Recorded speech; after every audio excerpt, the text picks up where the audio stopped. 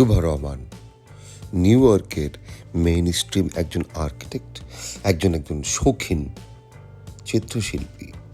আজকে শুনব শুভ রহমানের শুভা রহমান হয়ে ওঠার গল্প। খুব ব্যক্তিগত, ফিলসফি, আনন্দ বেদনা, সাফল্যের গল্প, খুবই অল্প সময়। বিশাল বিক্ষিপ্ত আমার জীবনের আপ অ্যান্ড ডাউন, বাট আমার ছবির মধ্যে সেই জিনিসটা আজকে তাজু ভাইয়ের সাথে কথা বলতেছিলাম, তাজুল ইমামের সাথে। তাজু ভাই বলতেছিল যে তোকে তো আমি পার্সোনালি চিনি, তোর পেন্টিং এর মধ্যে সেই অ্যাগ্রোভেশন আছে, বাট আমার এখন কোনো অ্যাগ্রোভেশন নাই। আমার ছবি আঁকতেই আমার প্রচন্ড ভালো লাগে এবং সেই শিল্পকর্মে যে আঁচড়টা দেই, সেখানে আমার জীবনে আমি যদি কখনো ভয় পেয়ে থেকে কিছু কাজ করতে না পারি, ক্যানভাসে সেই জিনিসটা আমি করতে পারছি, কারণ fearless. This is your canvas, this is your oil, this is your colour, this is your তুলি, this is your spatula, and do whatever you want to do. তো আমি তোকে গ্যাদা বলে ডাকি, মানে গ্যাদা হচ্ছে গিয়ে একটা ওয়ার্ড আমাদের বাংলাদেশে। আমি কাকে গ্যাদা বলা প্রথম শুরু করছি, যে চঞ্চল চৌধুরী আছে না, যে নাটক করে, তো চঞ্চলকে আমি গ্যাদা বলে ডাকতাম। তারপরে হচ্ছে কনক আদিত্য, যে জলের গানের তুমি আমার কাছে বন্ধু হে, বসিয়া থাকো, একটু বসিয়া থাকো। তুমি পার্কিং খুঁজতেছো, রাইট? না পার্কিং খুঁজছি না, তোকে এই পার্কটা দেখাতে নিয়ে যাচ্ছি। Cool.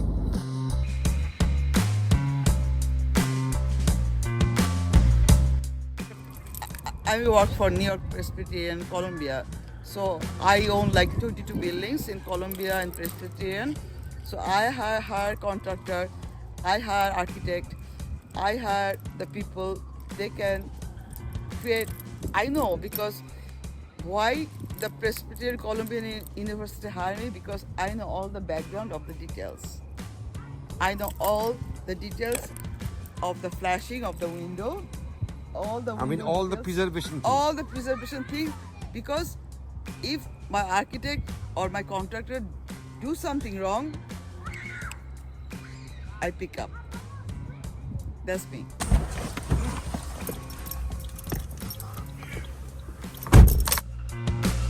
মামুনুর রশিদ আমাকে বলছে যে নাটক থিয়েটার করতে হলে স্ক্র্যাচ থেকে করতে হয়।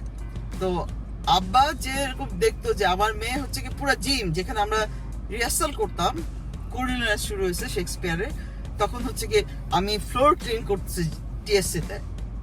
তো আব্বা বললো যে তুমি এই জন্য যাও মা নাটক করতে। আমি বলছি আব্বা, মামুন রশিদ বলছে, মামুন কাকু বলছে, it's a part of the theatre এবং I respect it, I have to learn from the scratch.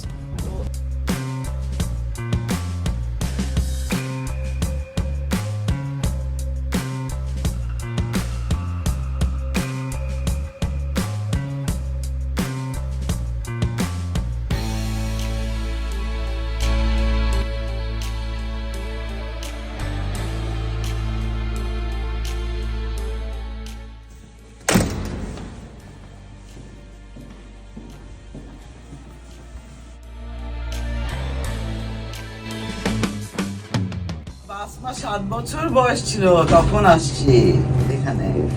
তো গাদা বাচ্চা ছিল, ও যদি না থাকতো আমার জীবনে, আমি এই পর্যন্ত স্ট্রাগল করে আসতে পারতাম না।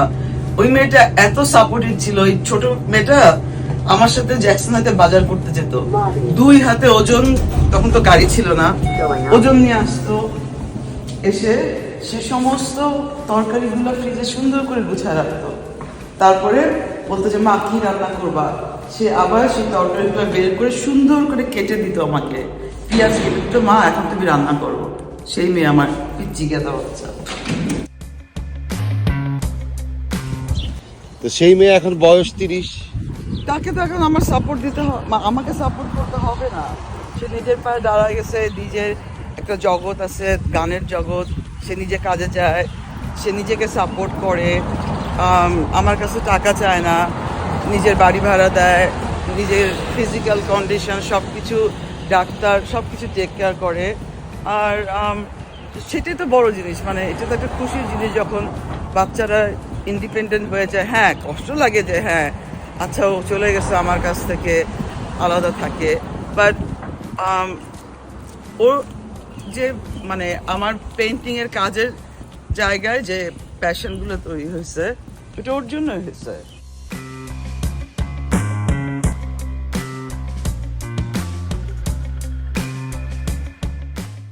মুন্সি মুন্সির সাথে আমার কখনোই ওরকম অ্যাট্রাকশন ছিল না।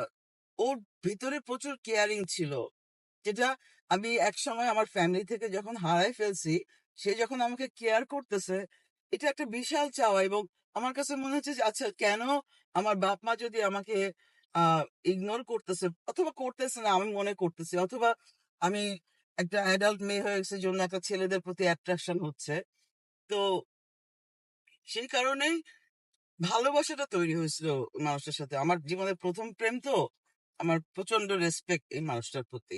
বিয়ে করলো কত বছর বয়সে? I was 20.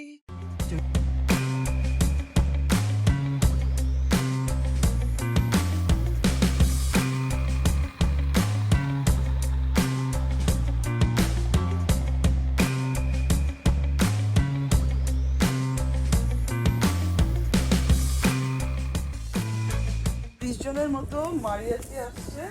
তো বাসমার গিটার আর কেকটা আমরা আগে প্রবীণ এসে মানে ওটার ভিতরে রেখে গেছিল, তারপরে ওকে যখন নিয়ে আসছি ও জানে যে হ্যাঁ বার্থডে সেলিব্রেশনের জন্যই আসছে।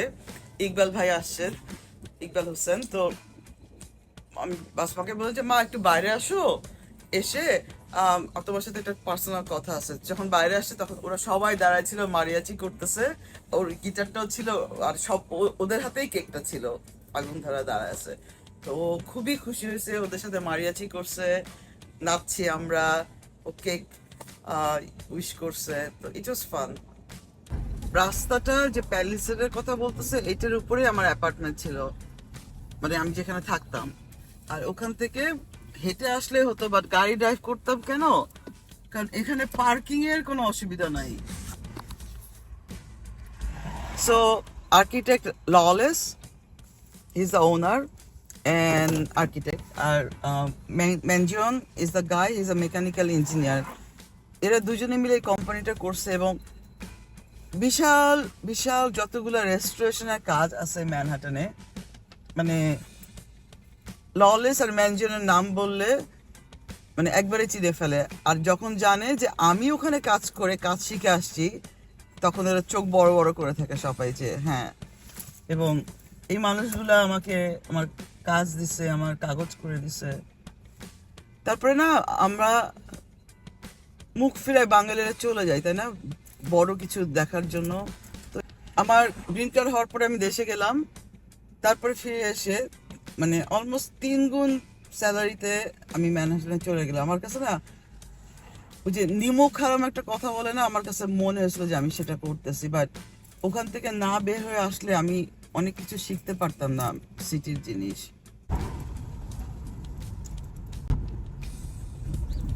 বাসমা না ইনশাল্লাহ বলে, ও হচ্ছে কি মুসলিম স্কুলে পড়ে, তো ও যখন ইনশাল্লাহ বলে, মার্শাল্লাহ বলে, সুবহান, আমি শুনে বলে মা কি বলতেছো তুমি, তুমি জানো না এগুলো, তুমি মুসলমানের মেয়ে। না আমি জানি না। প্রতিদিন অ্যাপার্টমেন্ট করি, প্রতিদিন বিল্ডিং ডিজাইন করি। ইটস মাই বিগ মানে এক্সাইটমেন্ট যে একটা আর্কিটেক্ট প্রতিদিন কাজ করতেছে, কাজের পর কাজ নিয়ে আসতেছে আমার পার্টনাররা, আমার কাজ হলো খালি ডিজাইন করা।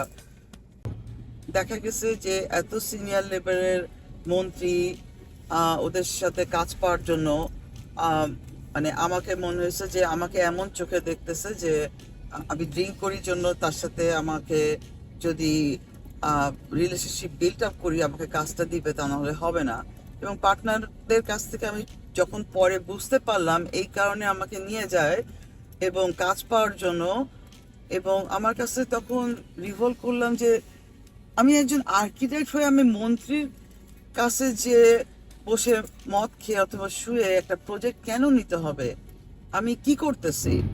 তারপরে যখন আমি চলে আসছি আমেরিকায়, মানে একটা বাংলাদেশি মেয়ে হিসেবে এখানকার প্রফেশনাল সাদা মানুষরা, আর্কিটেক্ট, ইঞ্জিনিয়াররা মানে যেভাবে আমাকে ডিগনিটি দিছে এবং এত কাজ শিখছি, আমাকে আমার কাজের জায়গায় মর্যাদা দেয়, আমার পার্সোনালিটিকে মর্যাদা দেয়।